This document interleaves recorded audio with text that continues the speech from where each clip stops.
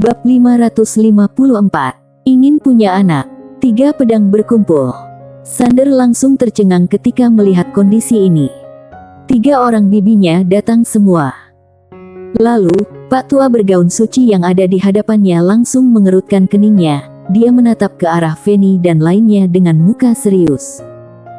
Pak Tua bergaun suci baru ingin berbicara, tetapi Feni mendadak menghilang dari tempat. Wush! Terdengar suara deru pedang yang menggema di langit. Kemudian, Tu dan Destri juga bersamaan menghilang dari tempat. 3 pedang menyerang bersama. Di kejauhan, 3 jenderal dewa mendadak berteriak, kemudian bersamaan tumbang. 3 alam semesta bersamaan menyerbu ke arah Feni. Di saat itu, Sander mendadak berkata, "Bibi Feni." Di kejauhan, Feni mendadak menoleh ke arah Sander.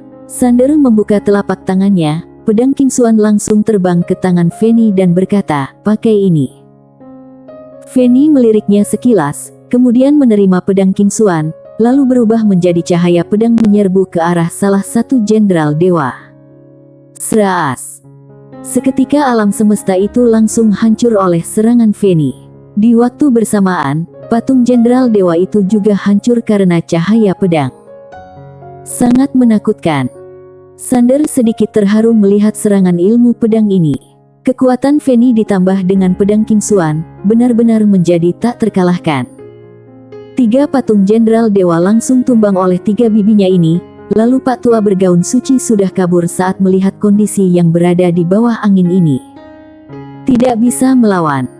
Feni berbalik badan memandang ke arah Sander, dia berjalan ke depannya Sander, lalu mengembalikan pedang Kingsuan kepada Sander. Sander ingin menerimanya, pedang Kingsuan malah berubah menjadi cahaya pedang membumbung ke langit, lalu menghilang di ujung langit. Melihat kondisi ini, ekspresi wajah Sander langsung kaku. Apa maksudnya? Feni melihat Sander, seketika merasa bahagia di atas penderitaan orang lain. Sander pun terdiam. Pada saat itu, Destri bergaun putih mendadak menghiburnya. "Ayahmu seharusnya takut kamu terlalu mengandalkan senjata luar, jangan berpikir banyak, kamu pasti adalah anak kandungnya." Sander diam tak berkata. Awalnya dia tidak berpikir ke arah sana, bibi bergaun putih berkata demikian, dia mendadak merasa ada yang aneh. Feni mendadak berkata, "Kami bertiga ada rencana, apa kamu ingin mendengarkannya?" Sander langsung berkata, "Aku tidak mau dengar." 3 wanita itu langsung mengerutkan keningnya. Sander langsung berkata, "Katakan saja, aku akan mendengarkannya." 3 wanita itu langsung tercengang. Destri bergaun putih tersenyum dan berkata, "Kamu ini." Tu juga tersenyum dan menggelengkan kepalanya. Bocah kecil ini memiliki sifat yang mirip dengan ayahnya, ada kalanya sedikit nakal. Feni melirik Sander sekilas, lalu berkata, "Kami berencana membawamu pergi berkelana ke dunia luar, apa kamu mau ikut?" Sander sedikit kaget dan berkata, "Kalian bertiga membawaku?" Feni memelototinya dan berkata, "Jangan mimpi. Kamu hanya boleh memilih 1 orang, silakan pilih saja." Usai berkata, jempol tangan kirinya menekan ujung pedang. Melihat kondisi ini, ekspresi wajah Sander langsung berubah, "Apa-apaan ini? Apa maksudnya?" 3 wanita itu sedang memandang Sander. Ekspresi wajah Feni sangat datar. Destri bergaun putih tersenyum lembut dan lebar. Tu tersenyum tipis dan sedikit menggoda. Sander sedikit kebingungan. Dirinya pilih sendiri. Memilih siapapun, pasti akan menyinggung 2 orang lainnya. Sander memandang ke arah Feni, bibinya ini pasti sengaja. Masalah ini tidak ada jawaban yang benar. Feni mendadak berkata, "Jangan banyak pikir, cepat pilih."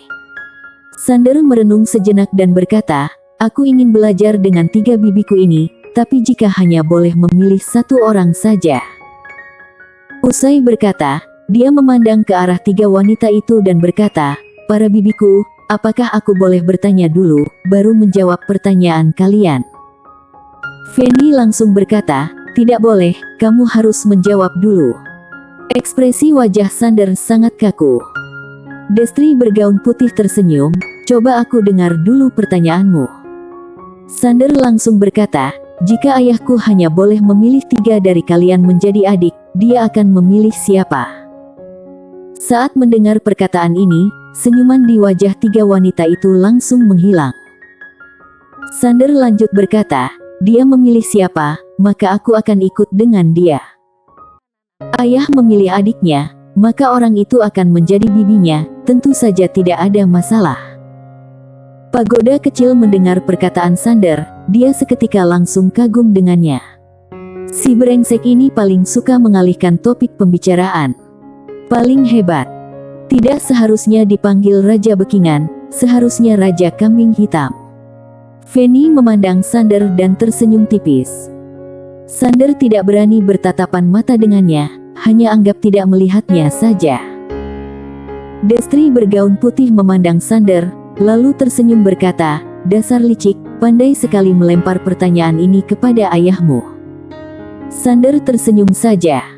Dia tidak mungkin menjawab pertanyaan dari Feni, meskipun 3 bibinya sangat lapang dada, tidak peduli siapa.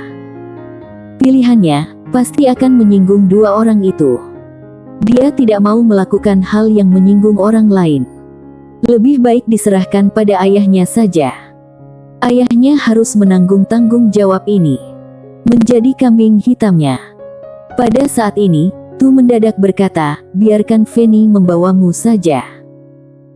Feni mendengus dan berkata, sudahlah, biarkan Destri saja, dia suka wanita yang lembut.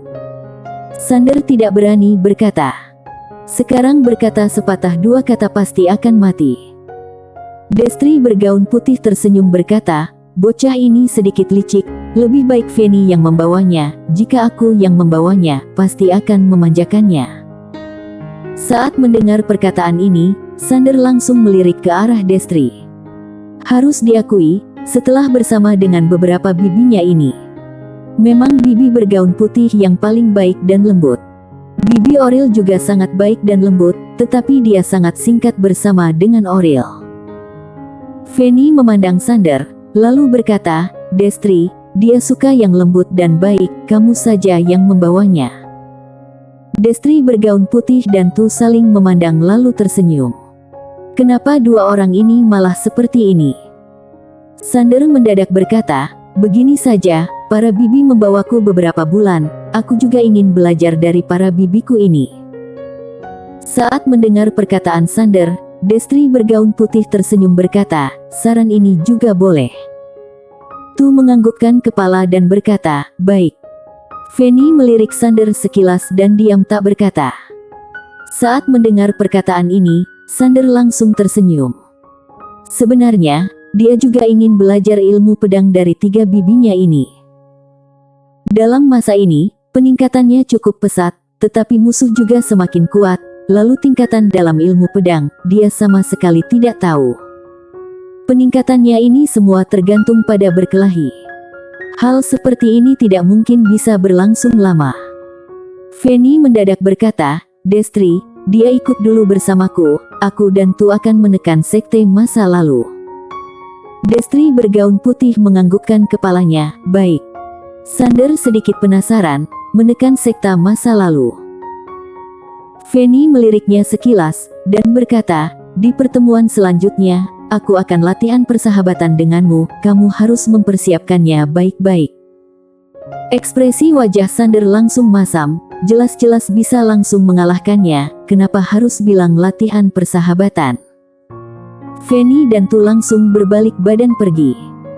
Hanya sisa Sander dan Destri bergaun putih yang berdiri di sana. Destri tersenyum dan berkata, apa kamu mau pergi berjumpa dengan teman-teman baikmu dulu? Sander berkata, kali ini kita akan pergi sangat lama, ya. Destri menggelengkan kepalanya, tidak tahu. Tapi, waktumu sudah tidak banyak lagi. Karena sekte masa lalu tidak akan memberikanmu banyak waktu, aku juga tidak tahu klan Yang dan Feni bisa membantumu menahan seberapa lama. Sander berkata, aku mau berjumpa dengan mereka dulu. Destri menganggukkan kepala, baik. Usai berkata, dia langsung membuka telapak tangannya, aku akan membawamu pergi. Sander sedikit bimbang, dia tidak memilih menggandeng tangannya, melainkan menarik lengan bajunya Destri. Destri menggelengkan kepala dan tersenyum, kamu ini, kenapa berpikir begitu banyak? Usai berkata, dia langsung merangkul lengannya Sander, kemudian badannya bergetar dan menghilang dari tempat. Dunia Xuan Huang. Pertarungan di dunia Xuan Huang terus berlangsung. Menyerang dunia Xuan Huang adalah klan Gui, lalu hampir semua anggota klan Gui menyerang. Namun, mereka tidak gampang untuk menaklukkan dunia Xuan Huang, karena Stella yang menjaga di sana, sebaliknya malah klan Gui yang mengalami kerugian besar. Waktu Sander dan Destri kembali ke dunia Xuan Huang, dia berjumpa dengan seorang wanita, yaitu Grace. Grace baru kembali ke dunia Xuan Huang beberapa hari yang lalu, tetapi saat itu Sander sudah meninggalkan dunia Xuan Huang untuk pergi menyelamatkan Celine. Saat melihat Sander kembali, rasa panik yang ada di dalam hatinya Grace pun mulai hilang. Semenjak menikah, mereka berdua lebih sering berpisah. Saat berjumpa kembali, mereka sangatlah dekat. Namun, Sander hanya ada waktu 1 hari. Dalam 1 hari ini, di jendela kamar, Sander memeluk Grace. Hari ini Grace memakai gaun panjang berwarna merah. Dia sangat cantik tetapi mukanya sangat gelisah. Karena baru menyadari Sander akan segera pergi. Sander berkata dengan lembut, bagaimana kondisi alam semesta Guanxuan sekarang? Meskipun dia adalah rajanya alam semesta Guanxuan, jujur saja, dia sama sekali tidak pernah urus masalah alam semesta Guanxuan.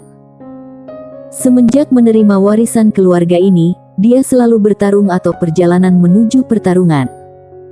Benar-benar sangat menderita. Grace berkata dengan lembut, Akademi Guanxuan baik-baik saja, kamu tidak perlu khawatir. Usai berkata, dia membuka telapak tangannya, sebuah energi pedang muncul di telapak tangannya. Merupakan energi pedang yang disisakan oleh Destri bergaun polos hari itu. Energi pedang ini berbeda dengan energi pedang lainnya. Energi pedang ini tidak akan menghilang dalam sekali pakai, melainkan akan selalu ada. Tentu saja, hanya saat Grace dalam ambang kematian, energi pedang ini baru akan muncul. Bisa dikatakan, jimat pelindung yang paling kuat sekarang. Grace memberikan energi pedang ini kepada Sander, kamu simpan saja.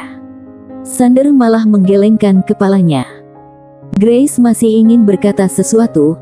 Sander berkata, ini adalah pemberian dari bibimu. Grace memandang ke arah Sander, kamu lebih berbahaya di luar sana. Sander tersenyum dan berkata, bahaya bagiku bisa membantuku lebih dewasa. Jika energi pedang ini berada di tanganku, aku akan tidak takut apapun. Ada energi pedang ini, selain wanita berjubah putih, Sander tidak akan takut dengan siapapun. Grace mendadak berkata, aku ingin punya anak. Anak. Sander langsung tercengang. Grace memandang Sander dan berkata, boleh tidak? Sander menganggukkan kepalanya, kemudian melemparkan pagoda kecilnya. Pagoda kecil merasa kesal. Petir menyambar, kemudian air hujan mulai turun. Awalnya masih kecil dan tidak ribut, perlahan-lahan semakin keras dan lebat. Suara angin, suara petir, suara benturan, segala suara ada.